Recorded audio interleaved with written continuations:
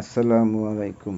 প্রিয় দর্শক, আমি আপনাদের কাছে আজকে একটি নূতন ভিডিও নিয়ে আসব। সেটা হলো যে আমি কি পেঁপের বীজ থেকে চারা উৎপাদন করি সেটা আপনাদের দেখাবো, এবং সাথে সাথে আমার যে পেঁপে দিয়ে আমি চারা উৎপাদন করি সে পেঁপেও আপনাদের দেখাবো। আমি সাধারণত শাহী পেঁপে দিয়ে পেঁপের বীজ দিয়ে চারা উৎপাদন করি। এর কারণ হলো আমাদের দেশে বিভিন্ন ধরনের হাইব্রিড পেঁপে আছে, যেমন green lady, cute lady, sweet lady, red lady, হ্যাঁ, এরকম অনেক জাত আছে। কিন্তু আমি গ্রিন লেডি, কিউট লেডি গাছ রোপণ করে দেখেছি, তাতে যে ফলন তা আশানুরূপ না। একমাত্র শাহী পেঁপেতেই মাশাআল্লাহ প্রচুর পরিমাণ ফলন হয়, যদি আপনি ভালো মতো যত্ন সহকারে চাষাবাদ করতে পারেন। কারণ হলো এক একটা শাহী পেঁপে 5 কেজি 6 কেজি, ইভেন কি আমি সর্বোচ্চ 6 কেজি 700 গ্রাম পর্যন্ত একটা শাহী পেঁপে আমার হয়েছে, এবং প্রচুর পরিমাণ ফলন হয়। যেমন এমন কোনো গাছ আছে 5 মণ 4 মণ পর্যন্ত এক একটা গাছে ফলন হয়, এবং তার স্থায়ীকাল হলো 3 বছর। অন্যান্য হাইব্রিড 2 বছরের বেশি বাঁচে না।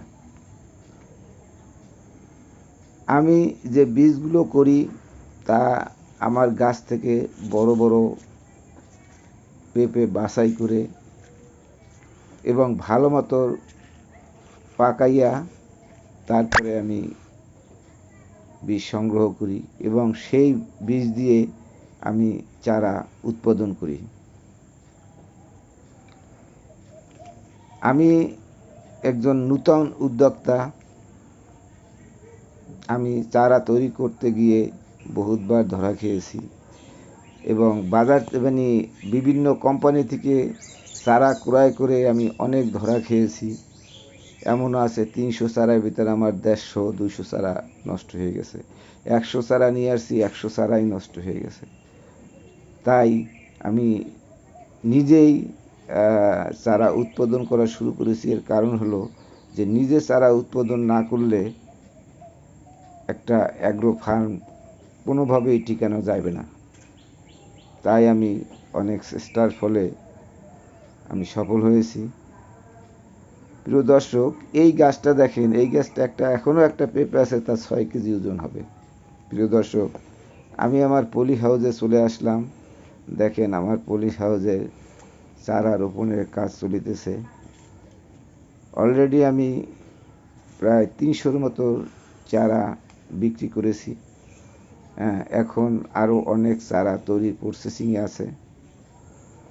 হ্যাঁ, এবং আমি আমার ক্ষেতে আমি প্রায় 300-র মতো চারা রোপণ করিতেছি, এবং দেখেন আমার চারার কোয়ালিটি।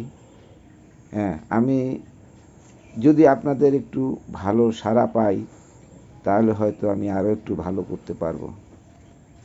তাই আমি আপনাদের কাছে অনুরোধ করি, আমার পাশে যদি আপনারা থাকেন তাহলে আমি আরও সামনে আগাইয়ে যেতে পারবো। সকলের শুভ কামনা করে আমি আজকের মতো বিদায় নিচ্ছি। খোদা হাফেজ। আসসালামু আলাইকুম।